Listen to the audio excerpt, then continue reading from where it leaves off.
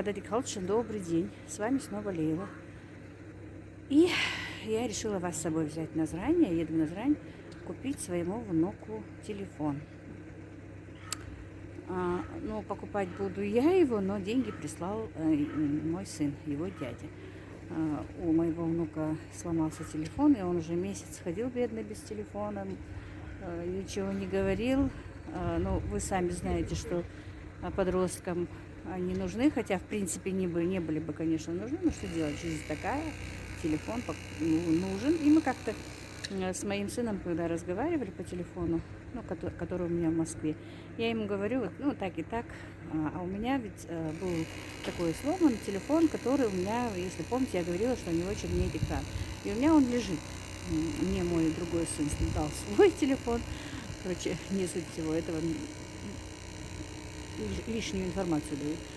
И мой внук просил у меня этот сломанный телефон, чтобы я ему отдала, он его сделает. И мы как-то переговаривали с своим сыном, и я говорю, так и так, хочу ему отдать, чтобы он отремонтировал его. Наверное, я говорю, и на ремонт денежку ему дам, и все.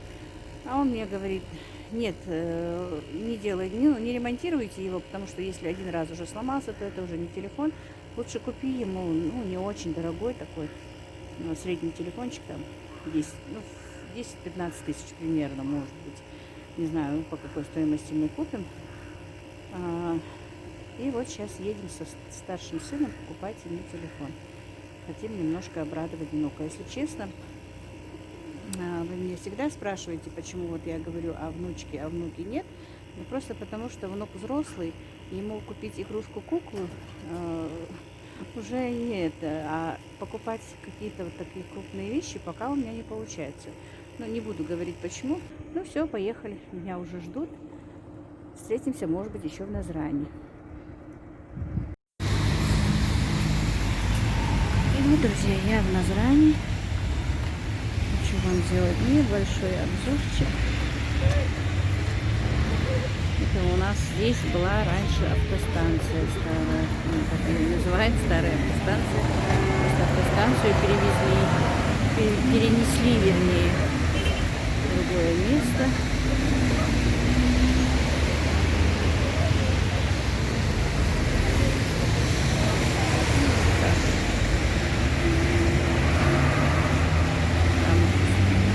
Старший мой сын выбирает там телефон, смотрит, я просто вышла, решила вам тут немножечко поснимать.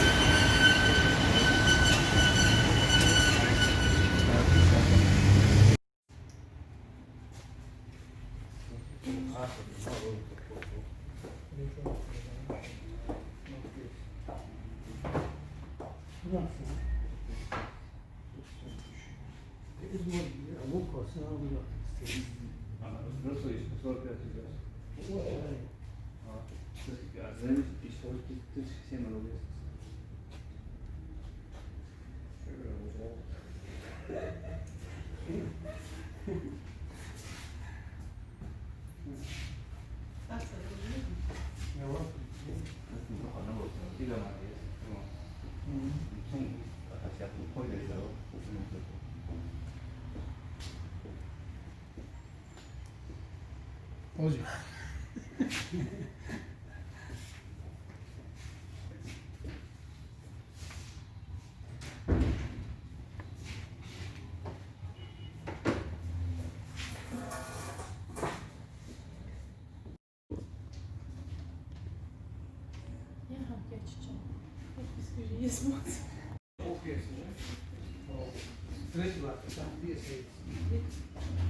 Так, ну это салон МТС у нас такой.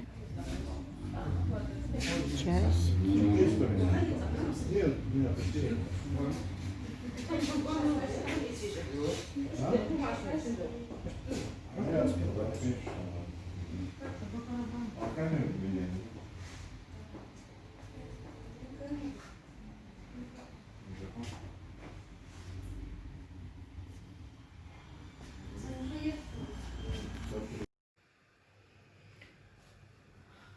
Дорогие мои, добрый день, Дадик Халчин, с вами снова Лева. Так, видите, какая у меня тыква огромная. Я все-таки решилась снимать уже, как у меня сейчас все, что есть. Я хотела снять сначала разделать ее, но все равно при вас не буду разделывать. И заходит Ибрагим, как раз я устанавливаю камеру, он говорит: мама, у тебя же посуда не убрана. Я говорю: ну и что ж, уберу попозже. Пока буду выбирать посуду, у меня все будет происходить. Но не буду я при вас и посуду убирать, не буду и тыкву резать. Просто немножечко захотелось с вами поговорить. Так, сейчас я приберусь и буду делать обед. Уже 10:30, поэтому я поставила вчера еще размораживаться свой ларь-морозильник, но там в комнате у меня очень холодно, и он так быстро не размораживается. Хотя продукты, которые я вытащила, почти разморозились, а сам морозильник не размораживается. Последний слой, хотя у меня и была там положена бумага, ну, картонку я ложила, но все-таки прилипла она. Видимо, у нас же большие перебои со светом часто бывают. И, видимо, он подтаивал, потом снова замораживался, и все-таки я не могу вот последний слой, вот этот с бумагой, лед, все, что там, ну, не лед, а то, что образовалось, вытащить, нормально его помыть. И некоторые вещи даже подмерзли, кулечки примерзли к этой картонке, и не могу еще их отодрать оттуда. И пока я оттуда вчера еще вынимала, у меня полный ларь почти практически, потому что резали мы гусей, резали уток, резали кур, и все там складывалось у меня. И я нашла, кур, правда, больше там нет, нашла петушка, который когда-то мы еще, наверное, месяц тому назад мы резали. Петушка, поставила его варить, потому что Аришка у меня простывшая подкашливает, и ангина у нее, и мама постоянно хочет бульон.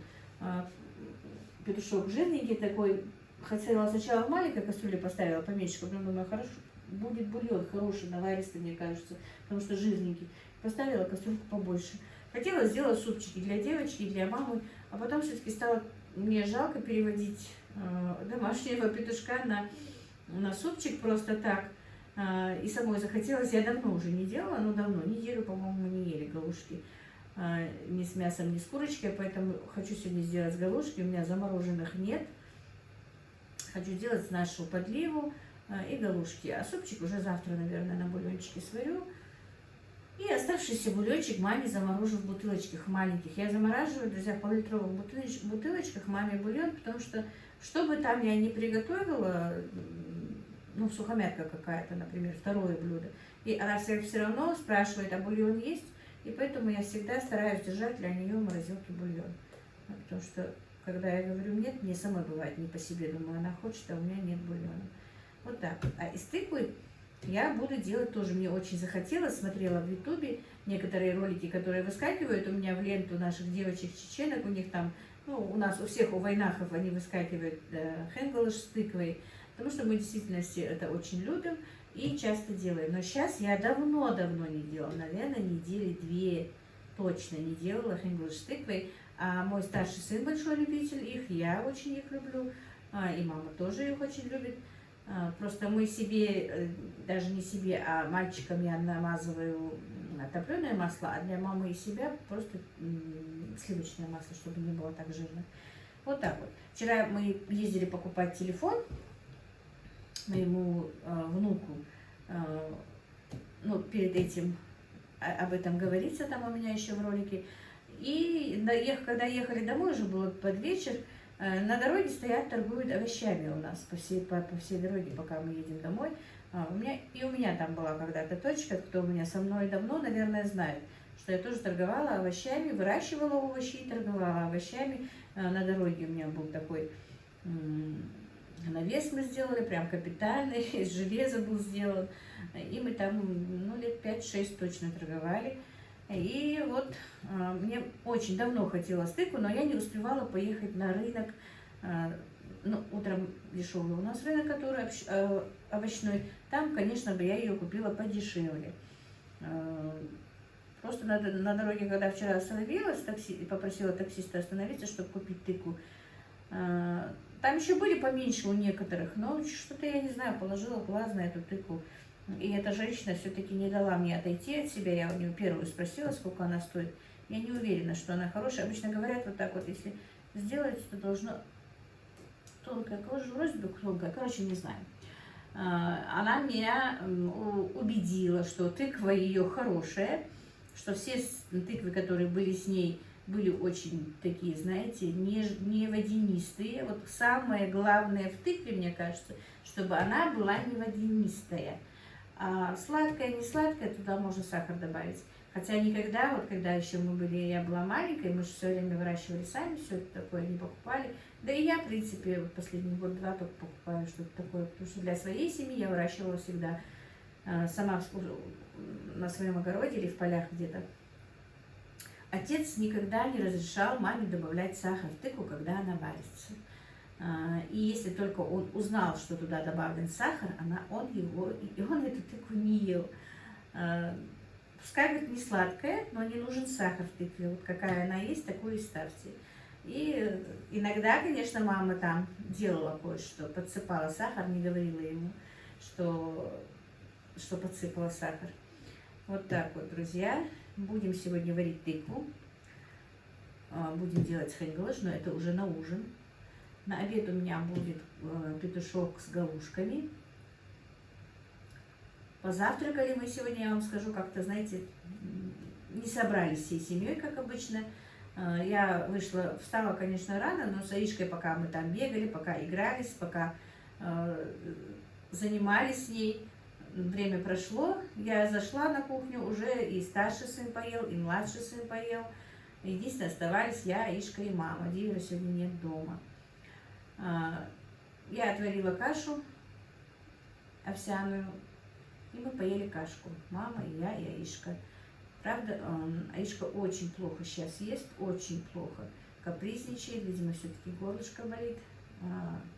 Сегодня утром мама ушла, отдала мне ее, чтобы я ей лекарство дала и в горлышко гексоралом забрызгала. Так она столько ревела, что потом даже подходить ко мне не хотела из-за того, что я ее пичкаю лекарствами и брызгаю в горлышко. Так, ну вот, друзья, вот сегодняшний мой объем работы. Отчиталась перед вами, что я буду делать. Значит, сейчас быстренько уберусь. Мне сегодня надо отправить телефон дочке в Назрань, потому что они пока не могут приехать, не ездят они так рано. И сегодня, если мы еще, вот не знаю, точно сын поедет с телефоном, и там посмотрит еще у врача прием во сколько. Обычно 3 часа принимает врач. Маме посмотреть надо, снимут ли маме гипс, потому что еще 2 недели прошло. Нам сказали еще 2 недели, чтобы держать гипс. Вот. Посмотрим, может быть, еще сегодня повезем ее гипс снимать. Вот такой у меня сегодняшний объем работы, друзья. Погода у нас такая же точно пасмурная. Вроде бы чуть-чуть вчера начала моросня быть, но ничего, пока никаких осадков нет. Но не хотелось бы этой моросни, не хотелось бы дождя, но это не в наших силах. Что будет, то будет. Конечно, когда солнышко выглядывает, как-то настроение бывает более бодрое. В такую пасмурную погоду все-таки немножко так тяжеловато бывает день. Особенно у нас, наверное, пожилых людей. Хотя я не хочу себя приписывать к пожилым, но все-таки возраст уже дает знать свое. Ладно, друзья, все. Пошли работать. И давайте вы тоже будем работать. Пока я буду работать, вы тоже будете что-то делать по дому, готовить что-то, а потом вместе подключимся ко мне. Я надеюсь.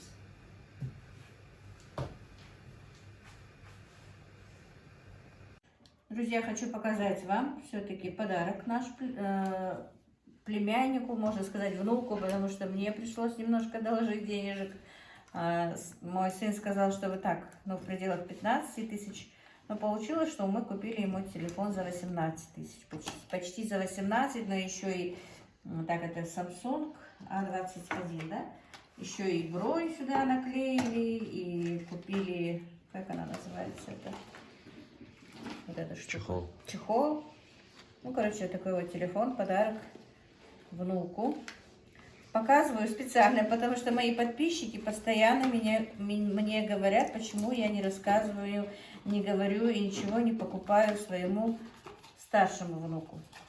Ну, я как повторюсь, как я сказала вчера, перед тем, как поехать, купила я его вчера еще.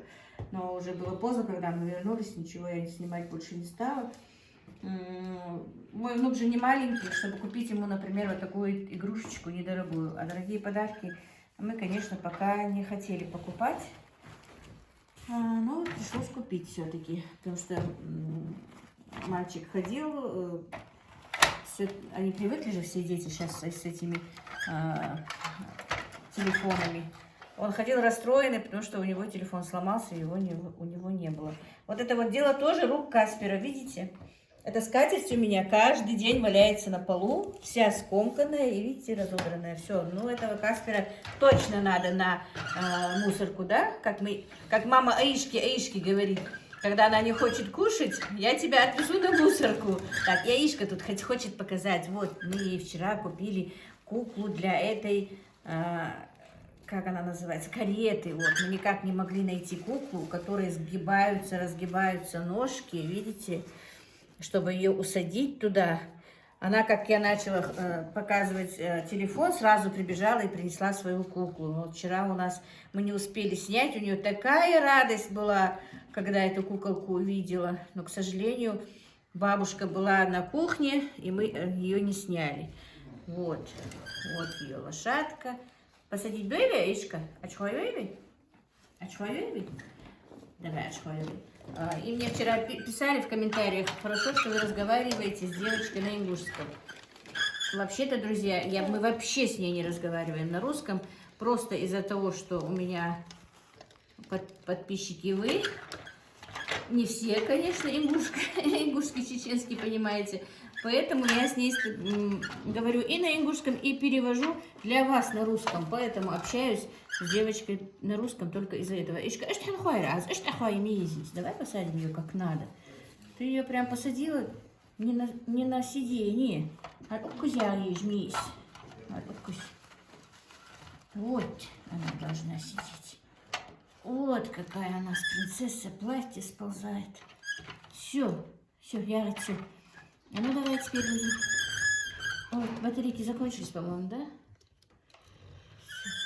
Батарейки этой лошадке нужно за день, по-моему, каждую 4 батарейки в день. Так, телефон мы сейчас отправляем ему. Они приехать не могут, потому что, как вы знаете, сами, наверное, что старшая дочь с внуком не часто к нам приезжают. Не столь часто, как Аишка.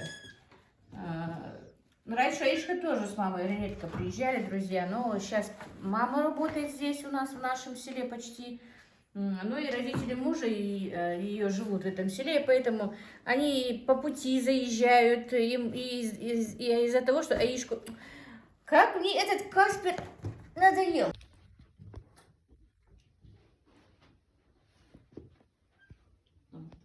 И целый день вот так. Я просто боюсь их туда, в кухню отвезти, потому что они у меня будут выходить и пропадут. А кошечки все-таки дорогие. Этот Каспер, говорят, стоит 3-4 тысячи. Золотой. И мама золотой. Ой, и мама золотой. Все. Мама, человек. Ох, что ли весь? А что давай? Расула наверх иди. Ох, давай. Так, начала объяснять, и меня этот Каспер сбил с толку, в смысле. Короче говоря, я уже говорила, все, Аишка, подожди, что мои дочки оплатили курсы, она ходит на курсы в Назрань.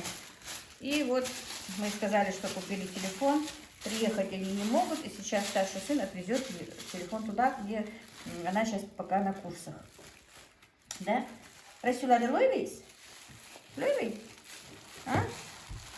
Вот. Мы тут, как говорится, как говорил этот Карлсон, по-моему, тут плюшками балуемся. И вот так вот. А мы тут с Аишкой балуемся, играем. Все, Аишка вытащила снова. Все, я доехал, бахайс. Доехайте ведь? А, это был кулек красивый. Расюла, зеленый добавить, давай? Давай. Вот, мама, умница. Все, хотя поцелуйчик, хаял, мама. Хаял. Аишка. Мама, ехай, иди, мама, иди. Эй, тебе поцелуй. Аишка. Все, я хорошо, так, пока. Аиша, аюшги. Ха. Так, а сколько надо гигаканья? Все, так, что все, пока тогда. Все, поцелуйчик с мамой. Иди сюда. Иди сюда, иди. Золотой. Да, так, мусорки, я это есть, хайвалики. Хайвалики. А с хайвалики, с мусорки. Ну ладно, все. А то Кайза уже звонит, что ей нужно отправить ей телефон, пока она не уехала домой. А с Аришкой я не буду играться. Все. Я себе внучку другую с мусорки принесу. Да? Нахера. Все, пока-пока. А? Да? Давай тогда. Мама, она твои очки выкинула. Она ей очки мои выкинула. Нет, у меня очки в кармане. А что в ней? Там бумажка была. Да. Аюшка, козявка маленькая. Ты хоть по краю не ходи, Аюшка. Аюшка, Аюшка. Все, аял, аял. Ай-яй-яй, давай, вот на столе ходить же нельзя. Вот им, ай-яй, отбудили. Ах ты, хулиганка маленькая. Отбыл, мамин, котик отбыл. Ой-да. Человек. А я хотя поцелуйчик. Лети.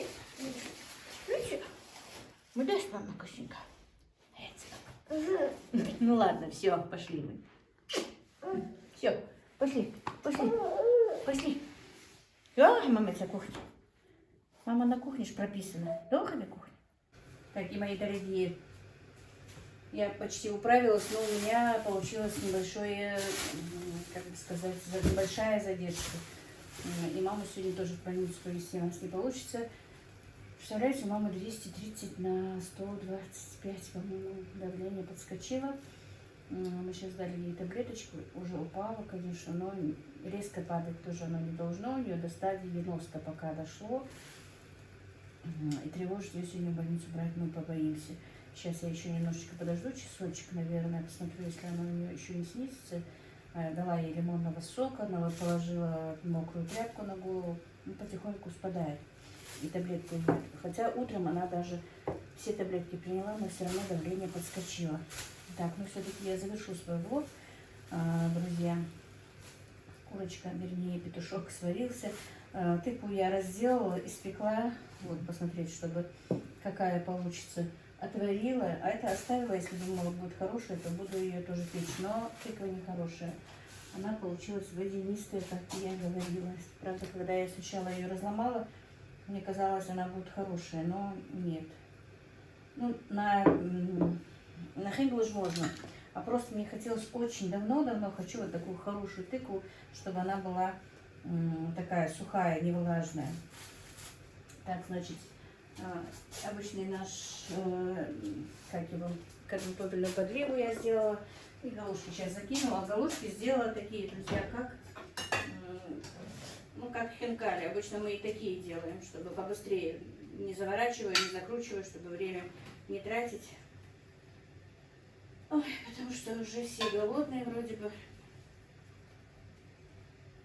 Аишку покормили, мама сейчас ее укладывает. Ну, маме, Аишкина мама.